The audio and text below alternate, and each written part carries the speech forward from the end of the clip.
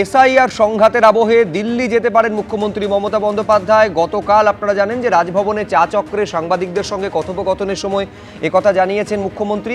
2 তারিখে বিধানসভায় যে ভোট অন অ্যাকাউন্ট পেশ হওয়ার কথা ছিল, জানা যাচ্ছে স্পিকার যেহেতু জানিয়েছেন যে সেটা 2 তারিখের পরিবর্তে 5 তারিখ হবে। আমি এইখানে একবার দেখাতে চাইবো যে দিল্লি যাওয়ার কথা মুখ্যমন্ত্রী মমতা বন্দ্যোপাধ্যায়ের। মমতা বন্দ্যোপাধ্যায় যে দিল্লি যাবেন এটা কিন্তু আগেই জানিয়েছিলেন গত 2রা জানুয়ারি, যখন বারুইপুরে জনসভা করছেন অভিষেক বন্দ্যোপাধ্যায়। আপনাদের মনে থাকবে 3 জন ভূতকে তিনি র্যাম্পে হাঁটিয়েছিলেন। সেইখানে জানিয়েছিলেন যে আমি গেছিলাম নির্বাচন কমিশনের সঙ্গে দেখা করতে, একেবারে বুঝিয়ে দিয়ে এসেছি আপনি নমিনেটেড, আমি ইলেক্টেড।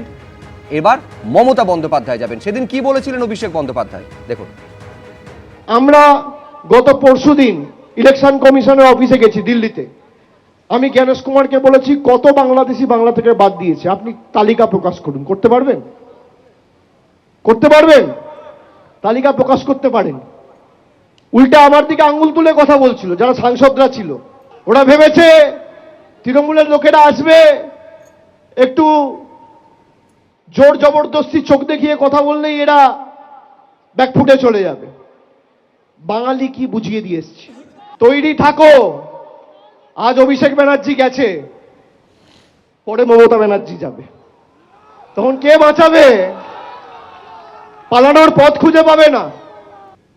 বাঙালি কি জিনিস, তৃণমূল কংগ্রেস কি জিনিস, একেবারে খোদ জাতীয় নির্বাচন কমিশনারকে বুঝিয়ে দিয়ে এসেছেন অভিষেক বন্দ্যোপাধ্যায় দাবি করছেন। এবার তো আরো বড় কঠিন খেলা, কেয়াদি খোদ মমতা বন্দ্যোপাধ্যায় দিল্লি যাচ্ছেন।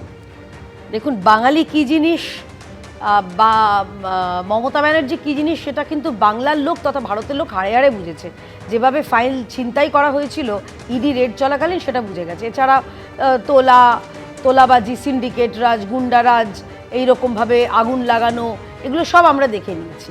সুতরাং নতুন করে অভিষেক ব্যানার্জিকে বোঝাতে হবে না, আর চাই না বুঝতে। এবার ব্যাপারটা হচ্ছে এসআইআর নিয়ে মমতা ব্যানার্জি যাবেন, তিনি তার বক্তব্য রাখবেন। অভিষেক ব্যানার্জি কি জ্ঞানেশ কুমারকে বলেছেন, অন্তত জ্ঞানেশ কুমার তিনি তার রুচিবোধ রেখে সেটা জনসমক্ষে আনেননি যে কান মলা কান ধরা কী হয়েছে, কে কাকে আঙুল দেখিয়েছে আমরা জানি না। কিন্তু আমরা এটুকু জানি যে পশ্চিমবঙ্গে এসআইআর যেটা চলছে এবং ফর্ম 7-এর মাধ্যমে যে যাদেরকে বাতিল করার কথা তাদের জোর জবরদস্তি বাতিল করা হচ্ছে না। আমরা দেখছি এখানে যারা আরও তাদেরকে সাসপেন্ড করা হয়েছে। আমরা দেখেছি যারা ভাঙচুর করেছে শুনানি চলাকালীন তাদের বিরুদ্ধে মমতা ব্যানার্জি বা তার সরকার বা তার পুলিশ কোনো ব্যবস্থা নেয়নি। আমরা দেখেছি এইখানে তাদের এফআইআর করতে বলা হলো, করে এফআইআর করা হয়নি এতদিন পেরিয়ে গেলেও। কমিশন কিছু করতে পারেনি। নিশ্চয় কমিশন উত্তর কমিশন দেবে। কমিশন কোমরে দড়ি দিয়ে এইসব বিধায়ক বা অসভ্য যেগুলো আছে এই গুন্ডাগুলোকে কেয়া ঘোষের বলাতে তো হবে না, সেটা তো কমিশনকে করতে হবে। সেই করার ক্ষমতা সম্পূর্ণভাবে সংবিধান দিয়ে রেখেছে। কাকে দিয়ে করাবে? রাজ্যের পুলিশকে দিয়ে। রাজ্যের পুলিশ করছে না।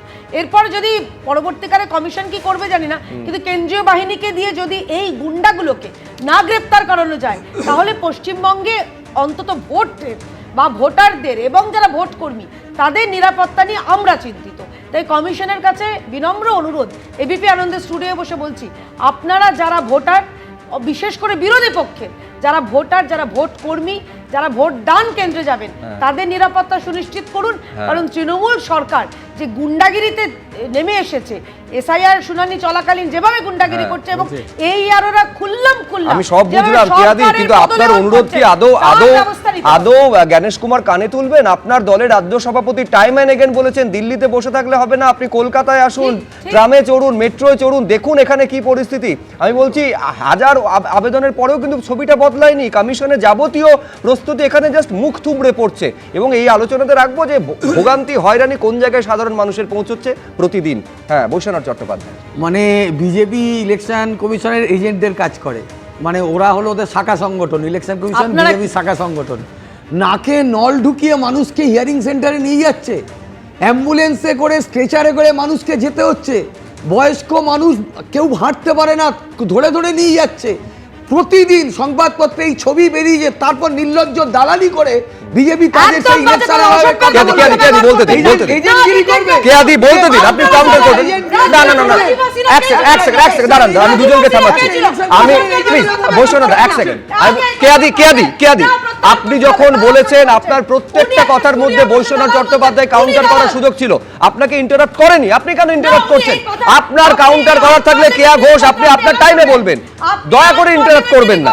হ্যাঁ, বৈশ্বনাথ চট্টোপাধ্যায়, বৈশ্বনাথ চট্টোপাধ্যায় বারবার বলছি ইলেকশন কমিশন বিজেপির শাখা সংগঠনের মতো আচরণ করছে, পদলেহন করছে। অমিত শাহের লোক হলো এই গণেশ কুমার, মানুষকে কিভাবে অত্যাচার করছে।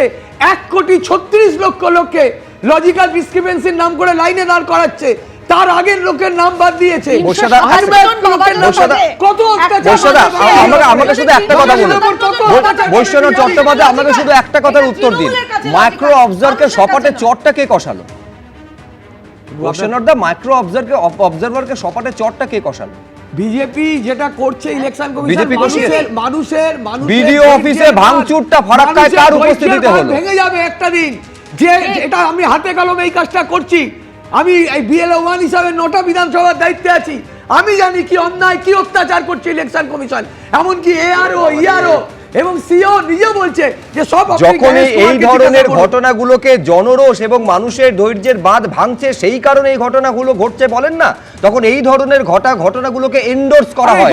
এই ধরনের আপনি হাজারবার প্রশ্ন তুলুন নির্বাচন কমিশনের একাধিক জায়গায় কোথায় লুপ হোলস হয়েছে সেসব বিষয়ে কি ব্যবস্থা নিয়েছে?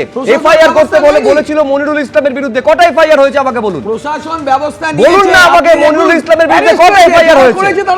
হ্যাঁ, তারপর বরমালা পড়িয়েছে, তারপরে বরমালা পড়িয়েছে। বাঙালিদের রাজ্য না, বুঝতে হবে। প্লিজ কেয়াদি বলতে দিন। আমি বলছি অমিত শাহ দালালি নাকি করছেন গণেশ কুমার, আর মোদির দালালি করছেন কি আপনার দলনেত্রী মমতা বন্দ্যোপাধ্যায়। ওয়াকআপ এসআইআর সব করে সাধারণ মানুষকে আতঙ্কগ্রস্ত এই রাজ্যের বুকে সাধারণ মানুষকে আপনি তো সিপিএম এর মতো কথা আমি বলছেন। বলছি এক সেকেন্ড আমার বক্তব্য হচ্ছে দিল্লি একজন মুখ্যমন্ত্রী যতবার খুশি যেতে পারেন, কিন্তু 2রা ফেব্রুয়ারিটা কেন টার্গেট করা হলো? 1 বছর ধরে একটা রাজ্যে আগুন লাগছে, মানুষ মরছে, চাকরি চুরি হচ্ছে, এসআইআর হচ্ছে, ওয়াকআপ হচ্ছে, বিধানসভায় কোনো আলোচনা হবে না। মাসে মাসে বাড়িতে বসে তৃণমূল বিজেপির এমএলএ এমপিরা বেতন পাবে, বিধানসভার ভেতরে এমএলএদের কোনো আলোচনার সুযোগ থাকবে না। এই রাজ্যে বিধানসভার এমএলএদের কাজ কি? আমরা প্রশ্ন তুললে আমরা নাকি রাজনীতি করছি, আর তৃণমূলের নেতা মন্ত্রীরা বাড়িতে বসে বসে সব টাকা তুলবে। আচ্ছা, আমার বক্তব্য হচ্ছে আসলে কি আলোচনা হবে নাকি ওই ইডির ফাইল নিয়ে সমঝোতা হবে? এই রাজ্যে নির্বাচন কমিশন তৃণমূলের এমএলএ বিরুদ্ধে কোনো ব্যবস্থা নিতে পারে না। এই রাজ্যে বিজেপি যত চিৎকার করে ওখানে দিল্লিতে গিয়ে কিচ্ছু করতে পারে না। তৃণমূল এখানে দাঁড়িয়ে চিৎকার করছে মশাই, এই রাজ্যে হলো কেন? আপনার মুখ্যমন্ত্রী জীবিত আছে, তারপরে এসআইআর হচ্ছে কেন?